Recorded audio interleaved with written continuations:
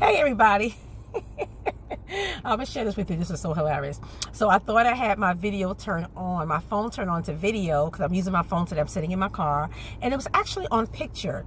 So I was talking, introducing myself, and I'm wondering, why is the video stopping and it just goes away?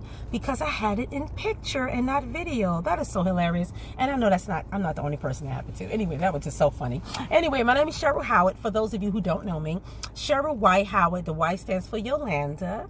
I am a certified life purpose coach, a pastoral counselor, mental health professional, and entrepreneur on the side. So I say parallelpreneur. For those of you who don't know me, I'm giving you a little bit of background. I started in the human services field about 11 years ago as a social work intern, going to graduate school for clinical social work in New York. I used to live in New York, and now I'm in Richmond, Virginia. And then I went over to the human services degree side after I did 2 years at Fordham for clinical social work. I also got a master's in human services. Well, I concentrated in marriage and family counseling. Now, when I got my bachelor's in human services, I concentrated in children and family. And so I wanted to just get, of course, knowledge and working with all types of groups and populations. And that's what people do as people who have positions as social workers and therapists and counselors. A lot of times when you go into school, mostly for social workers, mental health professional, you're learning to work with different populations. So I did the children and family, I did the marriage and family counseling in graduate school as well. And then I also did seminary, where I got a graduate degree in it's in theological studies. I concentrated in pastoral ministries and marriage and family counseling, because my goal was at that time, and still is, just really helping families work, helping them to function, to flourish, to have a cohesive environment, to have a healthy environment. So I am really a holistic individual. I use a holistic approach: mind, body, spirit, environment, everything. And that's what social workers do. They deal with the whole person. What affects you, what influences you, things that affect us. And that's what we deal with. And so the great thing about that is that you learn to work with different populations, different people, different age groups, and then you can narrow down your specialty. And also have a certification. About 2 years ago, I received a certification as a life purpose coach. I just wanted to do a little more extra focus just on the coaching side, which I really didn't need to do that, because with all of my education experience and work experience, I learn a lot more way past coaching. Coaching is a part of counseling. It's not therapy, but is a form of counseling. Let's put it that way. Because depending on who you're working with and what their goals are, what their needs are, sometimes you're just coaching a person, but in the midst of all that, there is therapeutic still, because you're giving them counsel, you're giving them wisdom, you're helping them to feel empowered, to make the right steps, you're giving them information, and then they apply what you teach them so they can feel empowered, because they're actually doing the work. But I'm that supportive person, that cheerleader, that personal person they have on the side, whatever they want to call them, personal assistants, life coach, purpose coach, whatever it is, relationship coach, that's who I am. And so in that role of mental health professional, I work as a parent, a parenting coach, relationship coach, independent living skills trainer, helping people to live independently or find a place of self-sufficiency if they need that. I also do still help people in a crisis. So crisis stabilization I provide for people as well.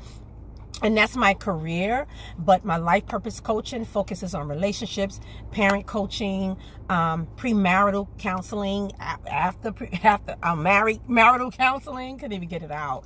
And I'll say marital coaching, and premarital coaching as well. And there's a lot more that comes under that umbrella. And then my main thing that I really love to do is help people find their purpose in life, tapping into their strength.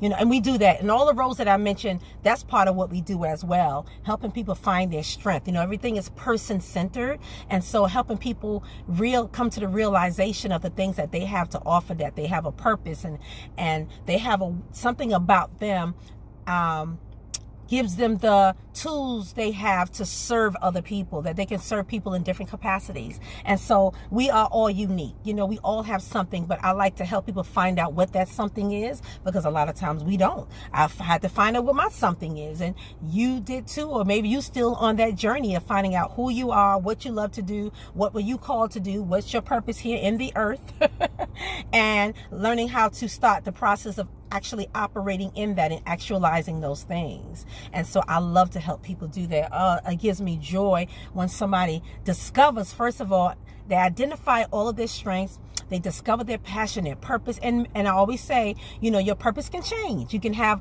for this season, you may feel led to do a particular thing or things, but then for another, maybe after 2 or 3 more years, there's another purpose. There's another way that you can serve, that you can do something else that you want to do, you have a desire to do. And so that's okay neither.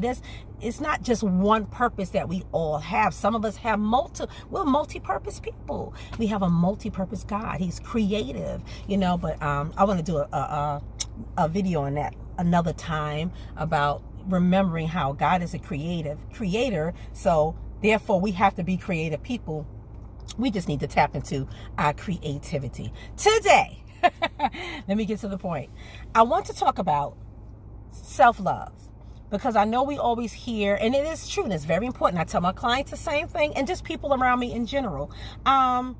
Once you learn to love yourself, you can embrace other people. You can love other people more. You'll open up the doors to love. You will attract love. You will attract goodness and kindness and mercy. When you walk in an unhealed state, you attract the opposite. And you continually find yourself in dysfunctional cycles that are not working. And you're wondering why this is not working. Why do I keep finding myself in the same situation over and over again? And so you have to break that cycle. You know, you have to break the dysfunction, the self-sabotage, whatever it is. You have to first identify and work on that. So, but the reason why I'm going to title this How to Love Yourself is because it becomes a cliche after a while, right? People always saying, love yourself. But some of you are like, well, how do I do that? We go through so many things in life. Some of us been through so many things that have given us trauma, grief, all kinds of negative experience that we had in life, until we don't even know how to do that. We don't even know how to love ourselves. There's a lot of you like that. I don't know how. I know it's a good thing to do, but how do you do it? What are the steps? And so one thing I noticed about myself, I love hearing good speeches and people giving a lot of great motivational speaking and things to uplift and giving tools and strategies to help you. And that was my main thing. Okay, tell me how I can get there. Don't just drop these nuggets. What's the steps I need to take? You know, don't just come and give me a wonderful. I'm not saying that that's not okay. That's great, because there's a time for everything. There's a time and a place and a season for everything. Sometimes there's a time just to be motivated and push. I do that with my clients. So there's times I give them work and I give them tools and strategies. And then there's other times where I feel they have enough to get started with their goals. Now, there's sometimes I'm like, okay, this session is all about just motivating you, keeping you accountable to what you say you want to do, and the tools and the steps that we discussed and we planned. And so is my thing still moving? I don't know.